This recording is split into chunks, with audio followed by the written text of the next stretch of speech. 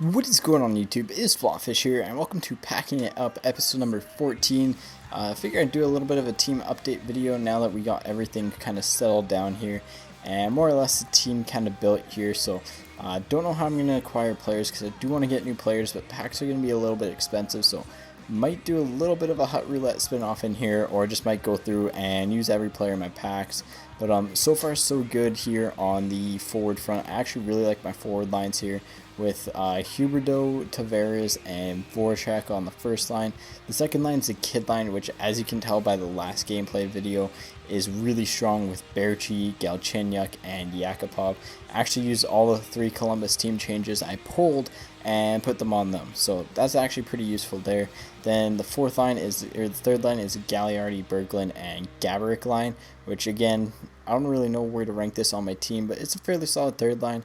I might take the captaincy away from Gaborik and put it on Voracek or Tavares, and assistant captains I like on Gagliardi though. And the fourth line is the All LA Kings line, which is Carter, Stoll, and Hemsky. I really like Stoll at center. I actually might bump him up a line and maybe go like him with Gaborik and maybe bump Gagliardi down. I don't know. Because I do want to keep Stoll in the lineup for his faceoffs, but I also do want to get Fleischmann in here somewhere, and I don't know where to put him exactly. I could put him on the first line here, but I really like the way Huberdeau is playing right now, so that's why I don't do that. And then on defense, we got the Ekman, Larson, and Schultz using the change team I pulled. Then we got Hedman and Myers, which is actually a fairly good pairing. And the third pairing, which is still up in the air, is Starluke Boschman and Cody Franson. So again, fairly solid pairing down there. I could put in Wideman, but I am kind of waiting to see. I was actually debating on putting in Greg Nanny there, as he's been playing really solid for us, and Boschman's been meh. But yeah, so that's pretty much all there is to this. So I'm going to go ahead and search for a game. That's just a team update, and see you guys in game. What is going on, guys? Welcome to the gameplay here, and we are actually kicking things off against a Toronto Maple Leafs fan. They have them? No, all jokes aside, playing against the Leafs fan here. Pretty excited to play this game. It looks like he has Crosby centering him, so it was actually a fairly good game from what I remember for me. I think I played fairly well in the entire game. And yeah, so he's actually going to get a fairly good chance early on. But the combination of Ekman, Larson, and Schultz just shut him down. And luckily didn't allow anything like that. And we end up going to work, and Huberdeau gets a nice little goal right there from a Johnny T. Beautiful feed, beautiful goal, and we go up 1-0 here. Then we find ourselves on the power play. Nick Schultz is going to let a blast go, goes over the top of the net, but Jeff Carter, who's been doing really, really well for our team on that line with Stolen, Hemsky's going to pick up the rebound and actually going to put it on net here. Now, he's going to actually do some time killing here and kind of get mad when people do this, but I mean, whatever, you're killing a penalty, whatever works for you. And he tries to deke, and just one deke too many. Poke check him, Gaborik gets the puck, and he's going to come out in front, looking for someone to pass to, and again gets intercepted again. And again, he's trying to deke up his way, cannot deke past my players, and Gagliardi gets the puck, and what's he going to do with this? He's going to do a nice little toe drag around, couldn't put it in the net, but once again, Tavares back out there. Tavares is an absolute monster for here. He's going to come in, and he's going to blast a clapper, similar to Gaborik's goal actually in the last episode, and he's going to make it 2-0 after 1.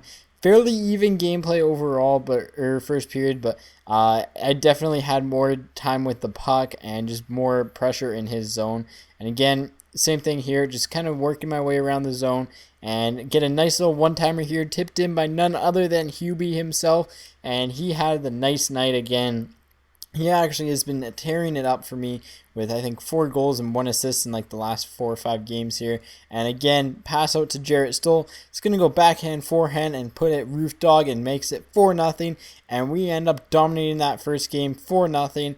Again, closer game than what it looks like on the scoreboard, but it definitely was one that I had the better scoring chances in. A lot of his shots were from bad angles. And then the next game, we ended up playing against the Devils fan. And this was actually a very, very interesting game. It was one of the first times I've played against someone who had a very similar style to me, at least to what I like to play with, especially in online versus play. And that's someone who likes to dump the puck, who likes to cycle, who likes to do all that type of stuff. And this is a fun game to play. Both of us, we actually exchanged a few messages afterwards. ton of fun to play against him, and again, he got some nice shots off, and it's just an even game overall. And speaking of dump-ins, we're going to get this nice dump-in here. Carter's going to run a little bit of a pick that goes uncalled. Hemsey's going to get the puck, toe drag, and roofs it high glove side to put us up 1-0 in a very tightly contested first period. Again, 90% passing percentage for me though, so I had a fairly good first period passing. Right in the second period, Jonathan Tavares, what's he gonna do? He's gonna come streaking in and absolutely snipe it. Top corner going up 2-0. Bit of a weak goal, but I'll take it. Then we get into a bit of a penalty trouble here, and he's gonna find a way to counter back with Hedman actually fighting a way into the lineup. He actually misses his check, and he's gonna go forehand backhand and convert 5-hole on Hiller. That's first goal Hiller's allowed in actually quite some time, but in I guess a full game or so. But he's doing absolutely amazing.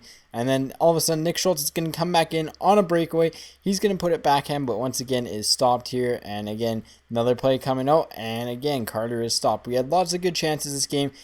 Everyone was kind of going well, but then all of a sudden, he gets a nice little outlet pass to Pavelski, who's just going to go backhand forehand, actually from a long distance away, and just absolutely snipe on Hiller. So after 3 periods, that was in the last minute of play more or less. We were tied, very, very even game. And we're going to kick off overtime here.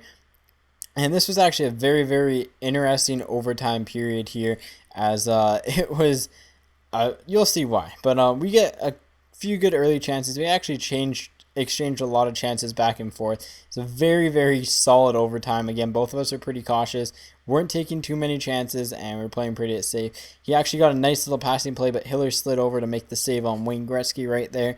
And we're going to actually skate the puck up here, get a nice little deke in and put the backhander, but the rebound actually gets cleared to the corner. Unfortunately, it wasn't there for Tavares to clean up. And again, this whole entire overtime was very similar to this.